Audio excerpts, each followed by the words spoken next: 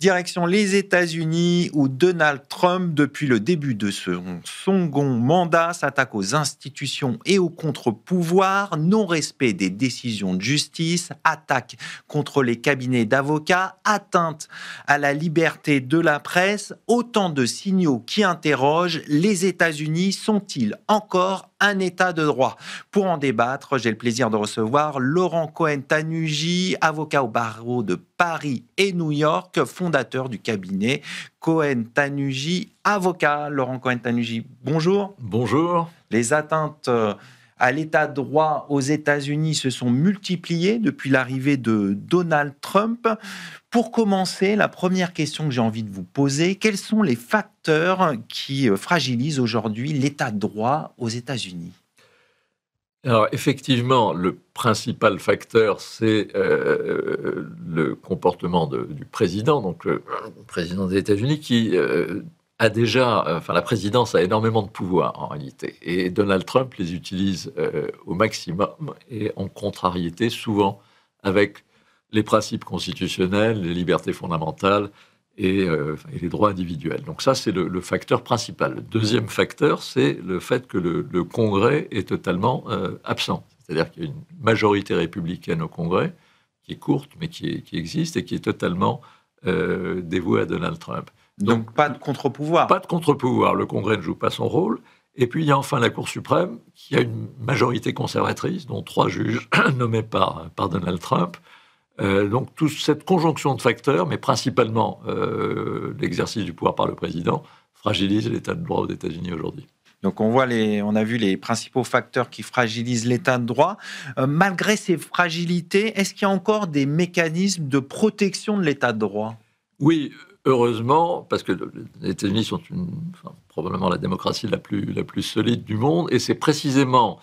L'état de droit est à la fois la cible du pouvoir, mais également le champ de bataille. Et donc, il y a une résilience de l'état de droit parce que la justice fédérale, les tribunaux fédéraux résistent en réalité. Et donc, comment ça se traduit? Comment ça se traduit? C'est que chaque décision, chaque mesure, décret présidentiel contestable fait immédiatement l'objet d'un recours devant les tribunaux fédéraux.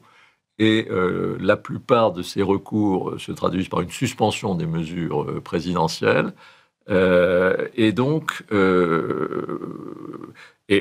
dans la plupart du temps, les partis, les plaignants ont gain de cause. Donc, la deuxième, ce qui est important pour ça, c'est plutôt bon signe pour la démocratie. C'est bon signe pour la démocratie, mais ça suppose aussi une société civile active. Parce qu'il faut évidemment saisir les tribunaux. Et là, c'est ce qui se passe. Les États, les villes, les associations, les syndicats font des recours. Et donc, c'est ça qui manifeste la résilience de l'état de droit aux États-Unis. Alors, surtout qu'on a vu que le président Trump a multiplié les décrets et a médiatisé un peu sa posture, justement, pour dire j'avais annoncé et je le fais, vous voyez. Donc, il a mis en scène un peu tout ça.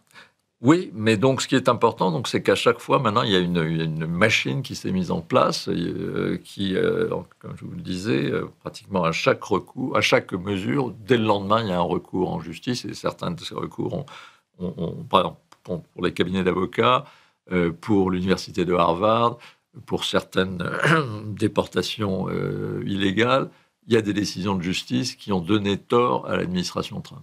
Alors, évoquons maintenant la Cour suprême, parce qu'elle pose aussi question avec les nominations faites par Donald Trump. Est-ce qu'elle joue encore son rôle de garde-fou actuellement?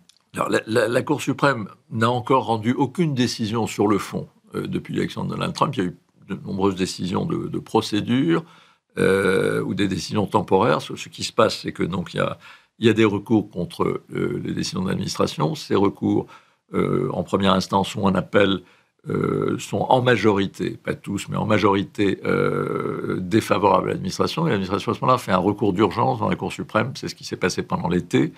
Et souvent, la Cour suprême lui donne raison, c'est-à-dire suspend les blocages des juridictions inférieures, mais pas toujours, mais souvent. Mais ce ne sont pas encore des décisions sur le fond. Je pense que la première décision sur le fond va être celle qui concerne les tarifs douaniers de Donald Trump. Elle est très attendue. Elle est très attendue. Et là, on ne sait pas. Il est quand même possible que la Cour suprême, en fait, invalide la politique douanière de Donald Trump, qui serait quand même Mais il y a encore d'autres décisions sur le droit du sol, sur les libertés fondamentales. Donc, pour le moment, rien n'est véritablement joué. Et on peut penser que sur certaines décisions fondamentales, il y aura une majorité, c'est-à-dire non seulement des 3 juges libérales, c'est-à-dire démocrates, mais également peut-être du Chief Justice de la Cour suprême et peut-être d'Amy Coney Barrett, qui a été nommée par Trump, mais qui parfois est du côté des démocrates. Voilà, on peut espérer que la Cour suprême même joue son rôle. Sa popularité est en baisse, elle est très critiquée, y compris par le monde du droit aux États-Unis. Donc elle joue aussi sa crédibilité. Donc, je pense que sur vraiment les fondements de la démocratie américaine, elle saura jouer son rôle. On va le savoir dans les mois qui viennent. On va suivre tout ça avec intérêt. Au-delà des futures décisions de la Cour suprême, quelles sont les évolutions que l'on peut attendre pour justement préserver l'état de droit aux États-Unis ? Il y a deux choses. D'une part, on est à moins d'un an maintenant des midterms, des élections de mi-mandat. Donc ça va quand même changer. Comme je le disais, la majorité républicaine est assez étroite aujourd'hui. Donc s'il y a un changement de majorité au Congrès, ça va changer la donne, parce que le Congrès pourra vraiment jouer son rôle de contre-pouvoir. Et puis, comme je vous le disais, il y a les décisions de la Cour suprême qu'on attend. Et puis il y a toujours de toute façon ces batailles juridiques et judiciaires. Donc à la fois sur le terrain politique et sur le terrain juridique, on peut penser, puis Donald Trump n'est pas éternel non plus. Un mot sur le monde du droit, vous l'avez évoqué au cours de cette interview. Comment ils vivent un peu? Les cabinets d'avocats ont été attaqués dès le début du mandat de Donald Trump. Comment ils vivent tout cela? Assez mal, parce qu'il y a non seulement les cabinets d'avocats qui ont été attaqués, mais c'est surtout, il y a une instrumentalisation de la justice pénale. Donald Trump considère que le parquet fédéral fait partie de l'exécutif et donc est totalement, comment dirais-je, sous son contrôle. Donc il n'y a plus d'indépendance du parquet, il n'y a plus non plus d'impartialité, parce qu'il y a des poursuites vindicatives. Donc c'est ça qui est quand même très très préoccupant. Et ça met en cause finalement le droit à la sûreté de chacun, parce qu'on ne sait pas très bien ce qui peut. Enfin, le parquet n'est plus indépendant, et ça c'est un vrai souci.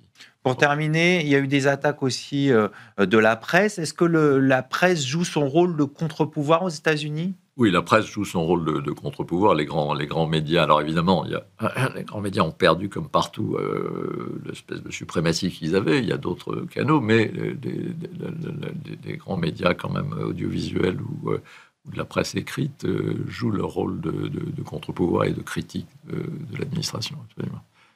On va conclure là-dessus. Merci Laurent Cohen-Tanuji. Je rappelle que vous êtes avocat au barreau de Paris, au barreau de New York, et fondateur du cabinet Cohen-Tanuji Avocat. Merci à vous. Tout de suite, l'émission continue. On change de décor. On va s'intéresser aux pratiques anticoncurrentielles dans le secteur du luxe, avec une amende record de 157 millions d'euros.